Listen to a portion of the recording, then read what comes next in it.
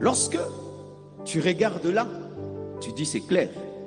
Mais quand tu regardes ici, c'est flou.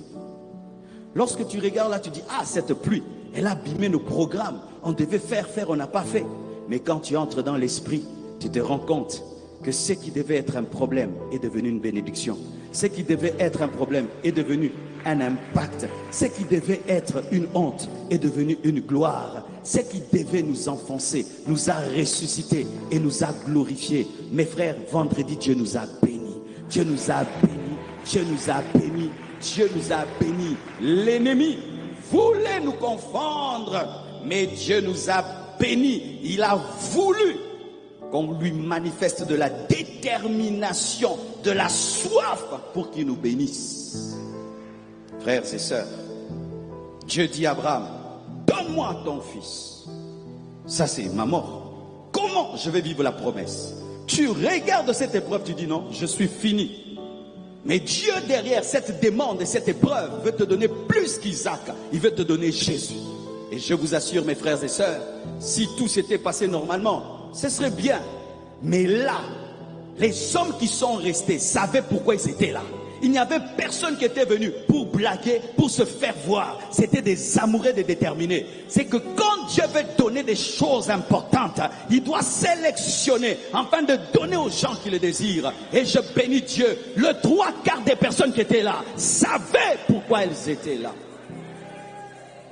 C'était un test, c'était une épreuve. Et vraiment, que Dieu vous donne des bonnes femmes. Ah oui, hein? Vous savez ce qui s'est passé? Lorsque je suis entré dans le stade, c'est moi, je salue Blanche, elle me dit, Marcelo, va te mouiller. Va, descends vite, va te mouiller. Le peuple est là, va seulement, vas-y déjà, vas-y. Hey, go. Je suis allé. Mes frères et sœurs, Dieu, quand il te permet de voir certaines choses, si tu ne le sais pas, il te prépare à les vivre un jour.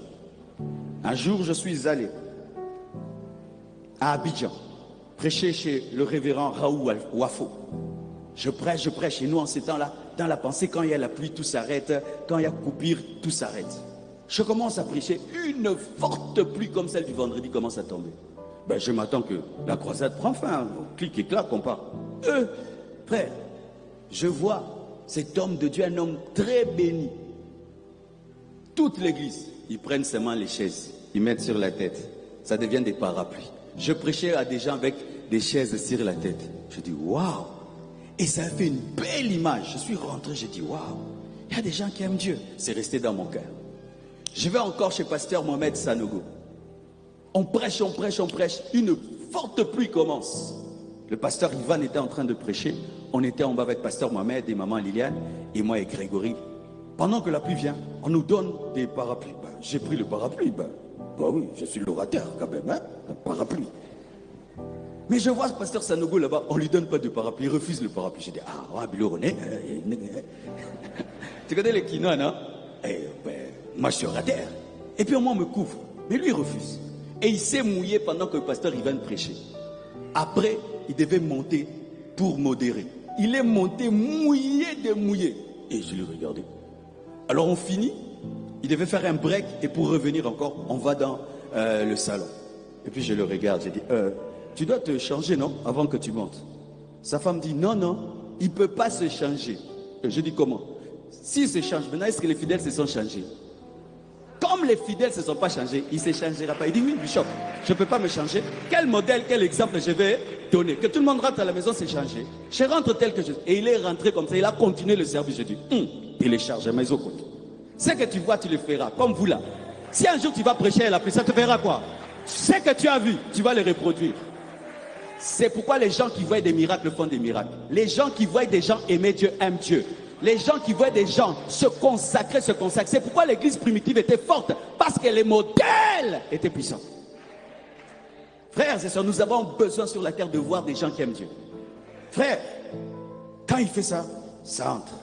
Quand on a fait équilibre, vous savez non? Le jour que pasteur Mohamed prêchait, et la pluie a commencé, mais lui il était bien couvert sur l'estrade. Qu'est-ce qu'il a dit? Comment vous êtes bénis sans moi? Il est descendu, je dis, Et là, moi, je me mouillais. Mais lui, quand même, il a quitté le confort. Il est venu se mouiller avec nous. Et comme il donne la parole, j'ai aussi prié pour les gens sous la pluie. Sans que je sache, c'était téléchargé. Quand seulement j'ai vu cette pluie-là, j'ai dit, ouais, voici l'occasion de faire ce que Dieu m'a déjà montré. Frères et sœurs, Dieu te prépare tous les jours à un ennemi. Dieu te prépare tous les jours à un combat. Dieu télécharge en toi un système qui va vaincre ce qui va t'arriver dans le futur. C'est pourquoi bénis Dieu pour tout ce que tu vois. Bénis Dieu pour chaque enseignement. Bénis Dieu pour tout ce que Dieu fait dans les autres. Parce que ce que tu as vu, tu le feras. Et d'ailleurs, tu le feras au-delà parce que moi, je n'avais même pas de micro. Oh, donne-moi l'amen. Donne-moi l'amen. Dis à ton voisin, apprends tous les jours dans la vie. Amen.